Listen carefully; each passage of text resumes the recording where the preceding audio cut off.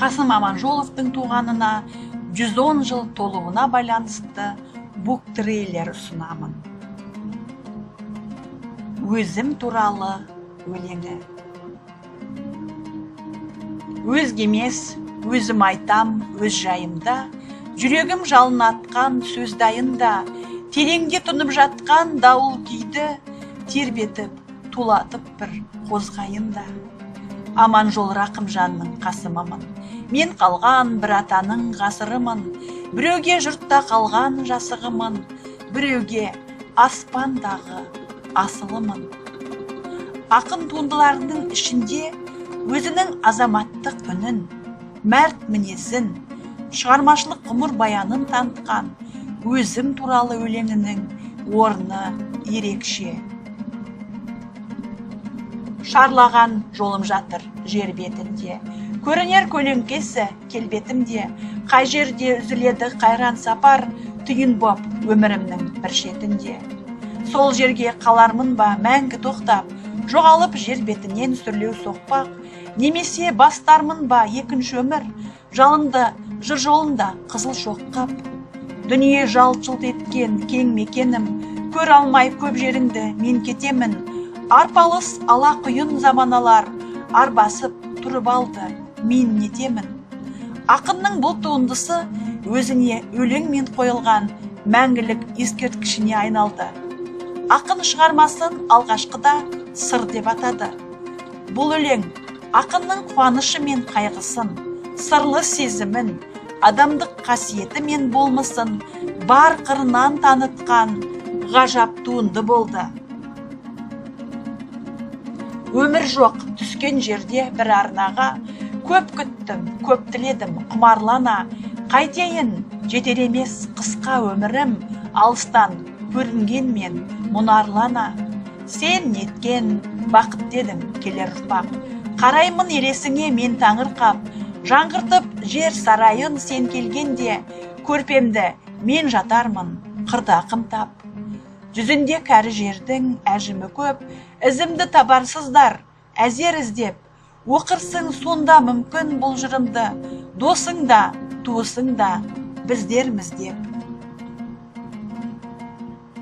Ризамын туғаныма адам болып, өкінбен қаламын деп бір күн солып, адамзат сапарының мейманымыз, бір мезет жер бетіне кетер соғып.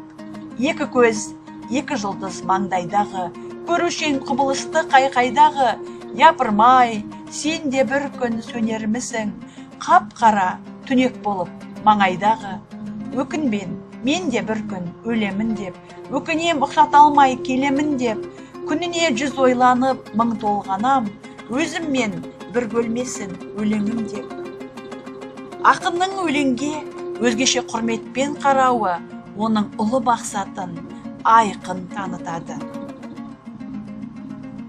Барым да, бақытым да осы өлеңім, жақыным жүрегімнің дос өлеңім, өмірге келгенім жоқ бостан босқа, мен қайтып босқа жасап, бос көлемін.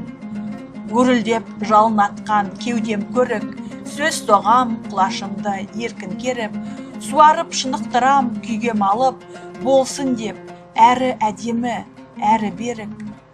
Құялман үгітілген балшық өлең, көңілімде көл жасаман тамшы менен, серінің семсеріндей сертке таққан, өлеңнің өткірін бір алшы менен.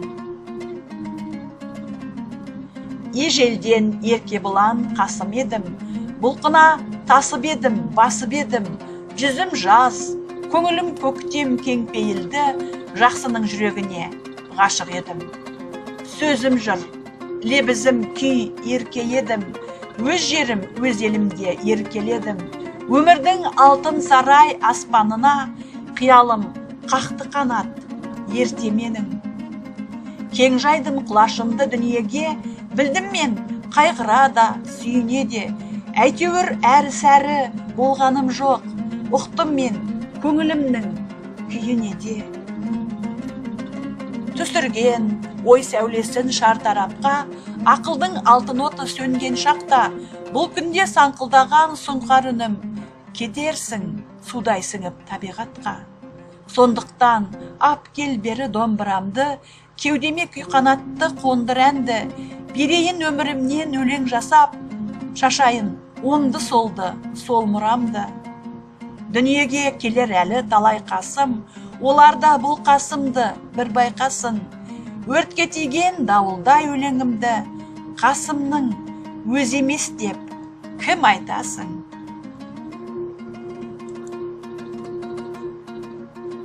Ақынның өзім туралы өлеңі оның жеке тағдырын ұлт тағдырымен байланыстыра отырып, биікке көтерген философиялық лирикасы. Бұл шығармада бәрі бар.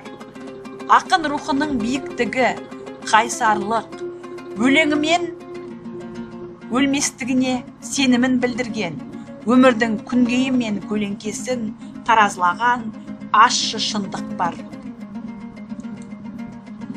Құрметті оқырман, Қасым Аманжолов шығармаларын бірге оқуға шақырамын.